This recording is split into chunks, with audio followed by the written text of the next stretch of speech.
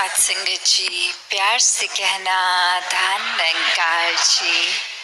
आज ये सत्संग में जैसे हर एक ने ये अपने मन के भाव रखे कि जीवन में हर एक चीज जहाँ उसकी महत्वता है, चाहे वो संसार को ही देख लें कि ये कुदरत इतनी खूबसूरत, हर एक चीजों का एक अपना काम है।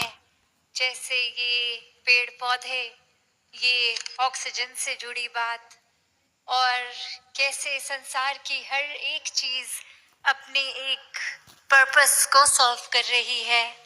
और वही एक उद्देश्य बताया गया कि कैसे इस मनुष्य जन्म को प्राप्त किया है।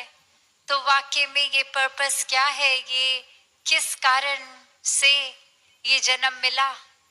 ये एक उस तरह तो हर योनि में जो हम बात करते हैं निद्रा भोजन भोग भय की, तो क्या मनुष्य योनि में भी यही करना है? पालन पोषण खाना पीना एक इंस्टिंक्ट्स।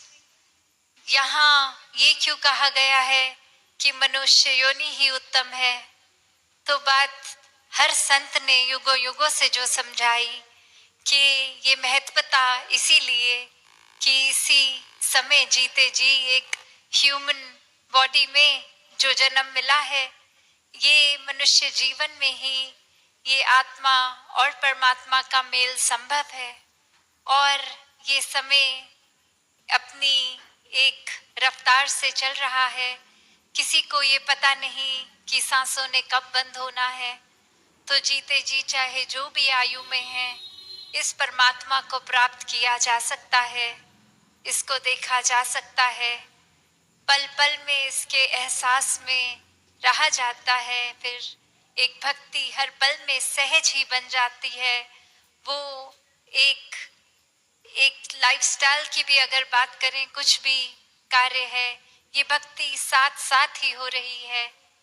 तो ब्रह्म ज्ञान हर एक समय से ये निराकार की पहचान वो एक इंसान अगर अपने जीवन में कर लेता है तो समझ आ जाते हैं कि ये फासला जो पहले एक ख्याल में एक हाइपोथेटिकली लगता था कि परमात्मा तो कहाँ है, कहाँ, कोई किसी दिशा में, कोई आसमानों में, कोई कहीं, कोई कहीं, अपनी कन्वीनियंस अपने एक ख्यालों के अनुसार बता देता।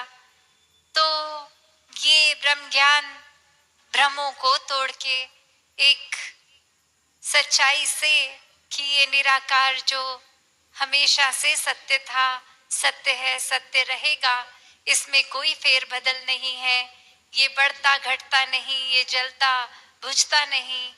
और ये परिभाषा कोई भी धर्म ग्रंथ चाहे उठा लें तो इस सच्चाई, इस परमात्मा की जो बताई गई, तो बात वही कि ये ब्रह्म ज्ञान जीवन में वाक्य ही वो सच है, ये निराकार सच है।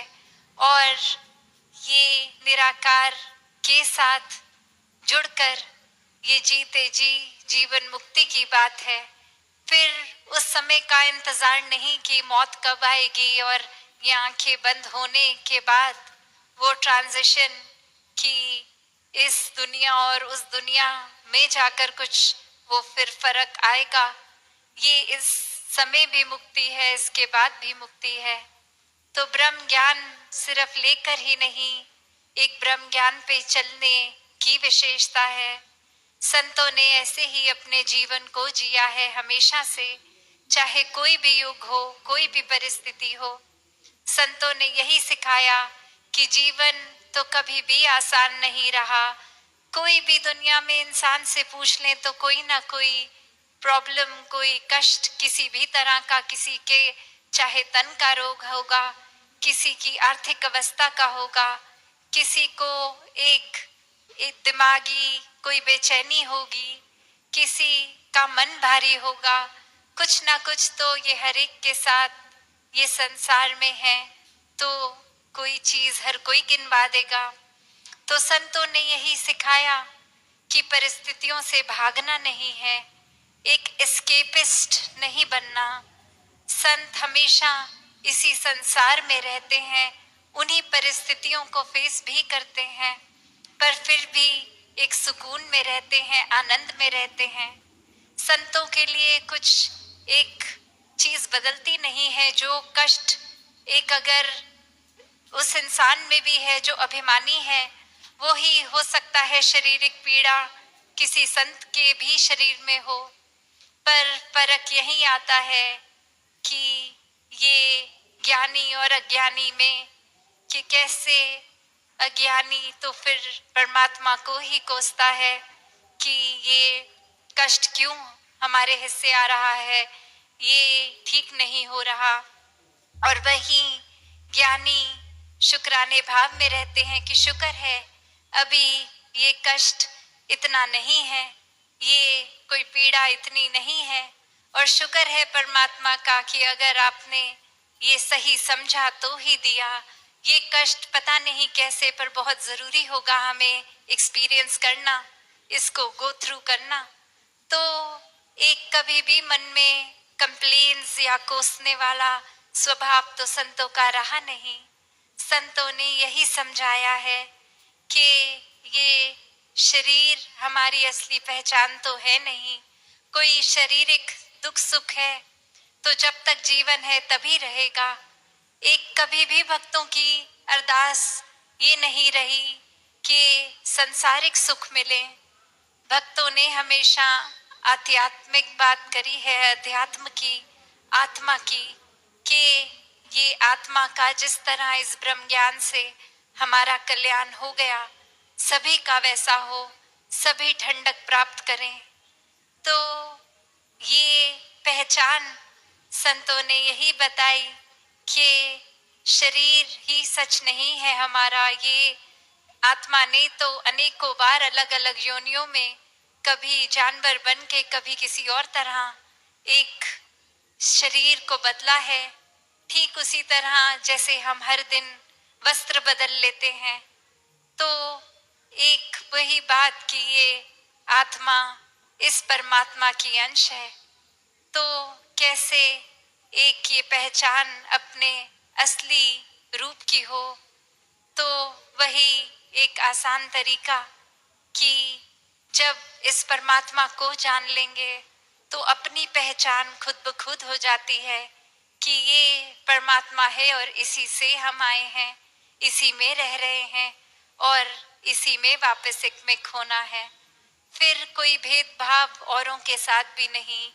एक फर्क जो सामाजिक रूप में या बचपन से लेके बड़े होने तक का एक जो शिक्षा मिली, उससे हमने कोई विचारधारणा बना ली अपनी कि ऐसा है कि हम किसी एक विशेष जगह में निवास करते हैं तो हम ये हो गए, ये हमारी आइडेंटिटी हो गई, ये पहचान हो गई।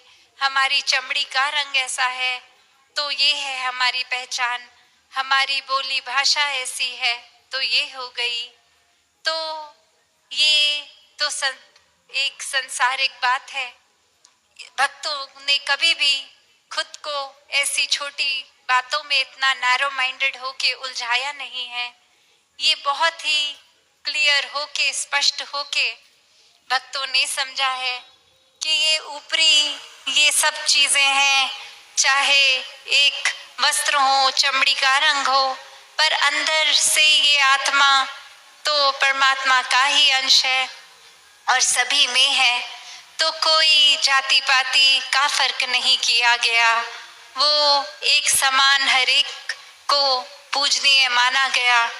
एक आधार नफरत का नहीं लिया गया, आधार सिर्फ और सिर्फ प्यार का और हर एक के लिए करुणा भाव का, कि हर एक का ही उद्धार हो, ये प्रोग्रेस करे, हर कोई अपनी सोच में विस्तार करे।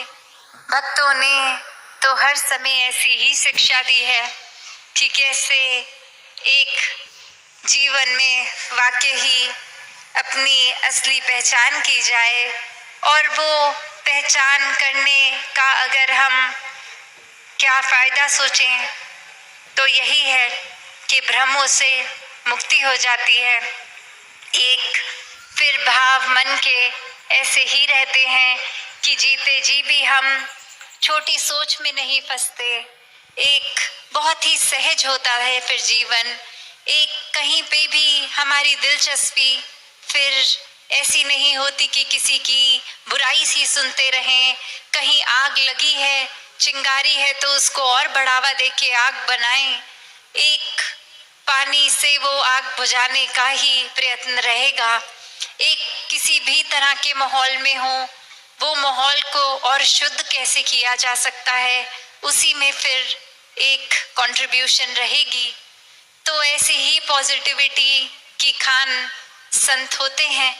और ये ब्रह्म ज्ञान एक जो वाक्य ही समझ लें, उनका जीवन फिर ऐसा ही हो जाता है। और किस तरह से, जैसे एक कहानी का आधार लेके दासी एक बात रखना चाहेगी कि इस कहानी में एक इंसान कहीं किसी दूसरी शहर में जा रहा है और अचानक से रात हो गई और वहाँ तक अभी पहुँच नहीं पाए। तो एक ढूंढना शुरू किया कि कोई एक चाहे होटल मिल जाए, कुछ मिल जाए कि रात का गुजरान हो जाए किसी छत के नीचे। और फिर ये भाव की सुबह फिर अपनी यात्रा को कंटिन्यू कर लेंगे। और अब थोड़े एक जगह से दूसरी जगह ढूंढा गया, पर एक जगह कोई खाली कमरा नहीं मिल पाया। और वो एक फाइनली जगह मिली, पर उसमें उनको कहा गया कि ये कमरे में एक और इंसान ऑलरेडी है इसमें, तो आपको अकेला अपने लिए तो कमरा नहीं मिल सकता। अगर मंजूर है तो उसके साथ शेयर करना पड़ेगा। और अब बहुत लेट हो गया था और थक भी गया था वो इंसान, तो वो एक मान गया। और मानने के बाद जब उस कमरे में गया तो जैसा जिस हालत में था वो बिल्कुल थका टूटा भी वैसे ही एक लेट गया। और कैसे वो जूते भी पहने रह गए, वो वस्त्र भी एक पैंट शर्ट उस तरह से फॉर्मली ड्रेस्ड, वो वैसे ही लेट गए।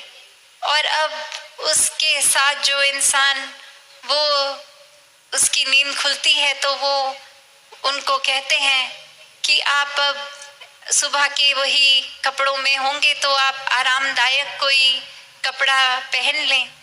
और वो इंसान फिर कहता है कि बात इतनी सी है कि ये मेरे लिए थोड़ा अनकंफर्टेबल एक बात है, क्योंकि आज तक जीवन में जब भी मैं सोया हूँ, मैं अकेले अपने कमरे में सोया हूँ। किसी और इंसान के साथ एक वो एक्सपीरियंस एक नहीं रहा इस तरह का, तो मेरी कंफर्ट जोन में नहीं है। इसलिए मैं एक इस तरह ही सही एक कंफर्टेबल नहीं हो सकता, पर ये रात तो बितानी ही है। और वो इंसान अब कहता है कि इसके पीछे का क्या कारण है कि आप एक नींद भी फिर इस तरह नहीं पूरी कर पाएंगे, एक उस तरह भी बेचैनी रहेगी। तो वो इंसान कहता है कि मैं जिस तरह हूँ वो मेरी पहचान है। ये कपड़े तो मुझे पता है कि मैं कौन हूँ। मैं एक अपना नाम बताकर कि ये मैं ऐसा दिखता हूँ, ये मेरे कपड़े हैं, ये मैं अगर अकेले कमरे में होता हूँ तो मैं ही होता हूँ, पर आज जब किसी और के साथ हूँ तो सुबह उठ के पता नहीं मुझे कैसे पता लगेगा मैं कौन हूँ, दूसरा इंसान कौन है। तो ये बात अब साथ वाले इंसान को अजीब तो लगती है, पर वो एक तरकीब बोलते हैं कि चलिए आप ऐसा कीजिए, आप अगर अपने आरामदायक वस्त्र कोई डाल लेंगे तो एक पहचान की ही बात है, तो एक कपड़ा बस अपने हाथ में बांध लें, उससे आप सुबह उठेंगे तो आपको पता चलेगा कि आप ही हैं और दूसरा व्यक्ति मैं हूँ। और ऐसे ही वो करता है। पर रात को वो व्यक्ति जिसने ये तरकीब दी होती है वो कपड़ा हटा के अपने ऊपर ही बांध लेता है। और अब जब सुबह होती है तो ये बात देखकर, ये नज़ारा देखकर वो व्यक्ति कहता है अपना नाम दूसरे के ऊपर लेके कि आप ये हैं। ये तो मैं समझ गया, क्योंकि इस व्यक्ति ने अपना नाम लेकर कि इस इंसान ने वो कपड़ा तो रात को पहना था, तो अब जिसके ऊपर वो कपड़ा बंधा है वो तो फिर यही होगा। तो अब सवाल ये है कि मैं कौन हूँ। तो ये कहानी चाहे थोड़ी अब्रप्ट है, एक थोड़ी सुनने में एक ढांचा इस कहानी का थोड़ी अजीब है, पर ये जो भाव है कि कैसे वाकई ही हमने इंसानों ने एक क्या बना लिया है अपनी पहचान को, कि हमारा नाम हम किस तरह के कपड़ों से एसोसिएट करते हैं। और ये सिर्फ चाहे फिजिकल कपड़े नहीं, ये आजकल अगर हम देखें तो कोई डिग्रियां ले ली हों, कोई इम्पोर्टेंट पोस्ट में हो, पदवी मिल गई हो, ये सब भी हमने अपनी पहचान ही तो बना ली है। अक्सर एक अपनी इंट्रोडक्शन अगर कहीं देते हैं तो बात यही होती है कि पहले अपनी पदवी, अपनी उपलब्धियां गिनवा देते हैं कि नाम से भी पहले ये लिया जाए कि डॉक्टर लिया जाए, प्रोफेसर लिया जाए, कोई भी एक जो भी एक दुनियावी रूप में आइडेंटिटी बन गई, एक वो भी तो उस लिहाज में वो वस्त्र ही है कि ये तो असली पहचान नहीं है। कैसे एक समझ की बात है कि वाक्य में असली पहचान तो फिर यही है कि धीरे धीरे अगर हम सोचें कि क्या रह जाएगा, ये जब वस्त्र को भी एक बार ये बात हटा दें, चमड़ी को भी हटा दें, ये हड्डियों को, ये ऑर्गन्स को, तो क्या ही बच रहा है। यही आत्मा पे बात आती है जो असली पहचान है। तो ये हर एक ने अपने एक भावों में समझाया, चाहे वो बुल्ला जी की बात हो, वो अक्सर अपने ही किसी ना किसी एक बात में समझाते थे कि बुल्ला की जाना मैं कौन हूँ। तो वो एक क्या जानते नहीं थे कि उनका नाम क्या है, वो क्या अपने शरीर की पहचान नहीं जानते थे, शीशे में तो देखते ही होंगे खुद को।